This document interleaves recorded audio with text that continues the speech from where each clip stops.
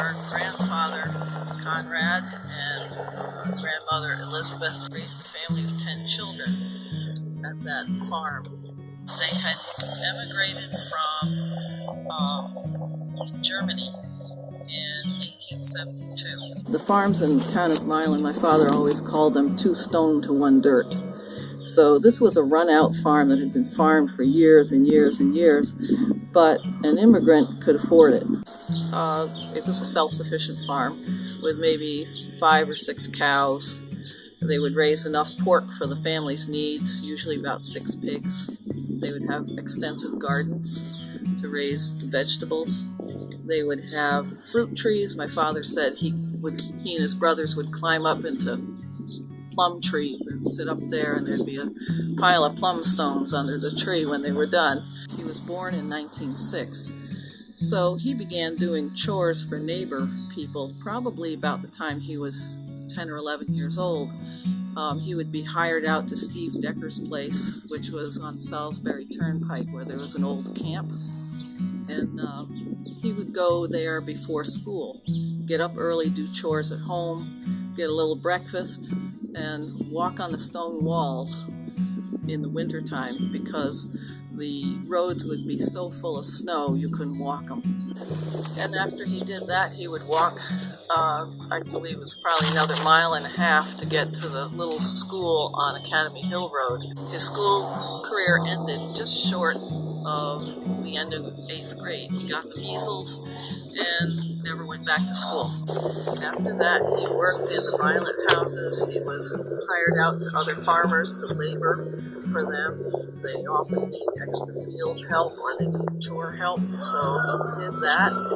Gradually, he got to the point he began to sell milk, and what that involved, he had a very small herd to start with. He started with probably the original 6 or 7 cows, expanded the herd to 11 cows, and then took the horse stable out of the bottom of the barn and expanded eventually to 22 cows in that farm. But the way you got your milk to market back then was you, the farmer, had to take it. So you would milk the cows in the morning, and this was before milking machines, so you had to milk your 11 or 12 cows by hand and strain the milk into milk cans, which were, you've seen them around. They're probably 40 gallons or so of milk in a milk can. And you grab these cans, you put them in a spring that you had on your farm to keep it cool. And the next morning, you'd load up your cans in the back of your truck. You'd take them down to Red Hook, behind the chocolate factory. There was a spur line of the railroad there. And you put your full cans on the platform, and then those would go in the cars, and you'd get empty cans to take home. And repeat the process, but this was every morning, kind of like the mailman. Rain or shine, you took your milk every morning down to that platform in Red Hook. So this continued for a while as a small dairy, as combined with apples, because apples were very important in the valley at that time. So a lot of the farm was planted to apple trees. So he had the dairy, and he had apples, and a lot of local farmers did.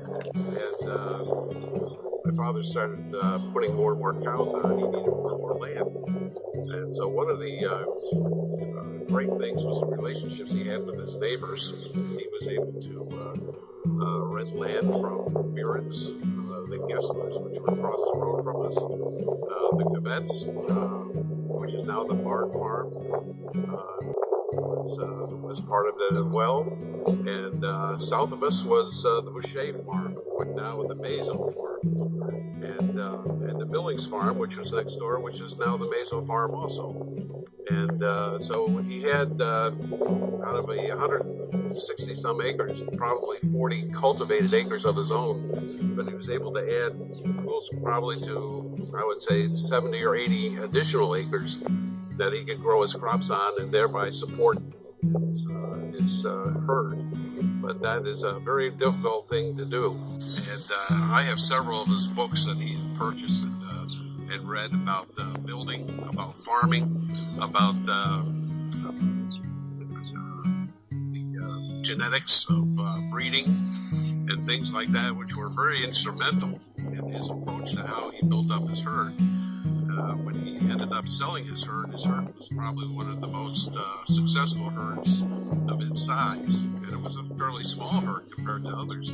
But down through the line, each cow had a tremendous record. And so from starting from nothing, he built up a herd of reputation where people came from miles away to buy his cows when he retired and sold those animals. Remember, our parents grew up in the times of the Depression as well, so they learned to use whatever they could whenever they could. And there was an expression saying, well, this is a perfectly good cotton job. What it means is you didn't have the real materials to do what you really wanted to do, but you could put it together long enough and make it work long enough so that you can get the job done. And that happened so many times during haying season when the equipment was starting to break down, or something was going wrong, or you had to build something quickly. You learned to use whatever you had. This is what the older farmers were like. They had a network of people. If you could weld, you did one thing. If you could do another. If you could do this, and you'd see guys working together at their house one day, and then over at the other guy's house the next day, and they would solve each other's problems. These gentlemen knew how to interact with each other, and they were civil to each other, and they enjoyed each other because they shared information. And the next time they would try to do what this guy did, but they couldn't. The farmers they found a way to have fun doing things on their own property, which they enjoyed doing, and one of those things was hunting and shooting. They loved to shoot, and they would get together and have all sorts of shoot-offs with ski targets. My dad was an excellent shot, and so were most of the other farmers around because they practiced their craft. I remember going out and shooting with my dad on a junk heap. Yeah, there were junk heaps. Everybody had a junk heap of their own. And he would shoot a hole in the barrel, a large 50-gallon drum, or the backside of a drum of some sort. And we'd sit there 40 feet away and sit down and either with rest or freehand try to shoot into the hole and try to keep the hole as small as possible for 10 shots. So you shoot 10 shots, and then you'd measure the circumference of the hole that you had left, and whoever had the smallest hole won. This is a picture of the Jacoby family that Conrad and Elizabeth had. I'll try to give you a brief history of each one. This is my Uncle Roy Jacoby. He was a carpenter. He was a stucco builder. He had a hand in building the Milan Town Hall, actually, years ago. This is my Uncle Lewis. He was a head gardener and in charge of the orchid gardens at Longwood Gardens in Pennsylvania. This is my Uncle Ed. He was a manager of a farm in Clove Valley. This is my dad, Leland Jacoby. He was the owner of the Jacoby farm here in the town of Milan. This is my Uncle Harry, who was also a farm manager in Clove Valley. And this is my Uncle George, the youngest of the family. He was a farm manager in down south. I'm trying to remember the town. But he was a farm manager, and then he came back and worked for the town of Milan on the road crew as a manager as well. This is my Aunt Freet, and she lived in the town of Red Hook. She married George Coon. Trying to get myself straight here, sorry. This is my Aunt Beat, who married Lou Hobson of Rhinebeck, who had the appliance store there, and a large family. It's my Aunt Ann, who lived on the farm for years and was a mainstay around Methodist Church for many years. This is my Aunt Flossie, who married Roy Harris. My dad married Dorothy Harris. They sort of met when they were going together, and so that's how my dad met my mom.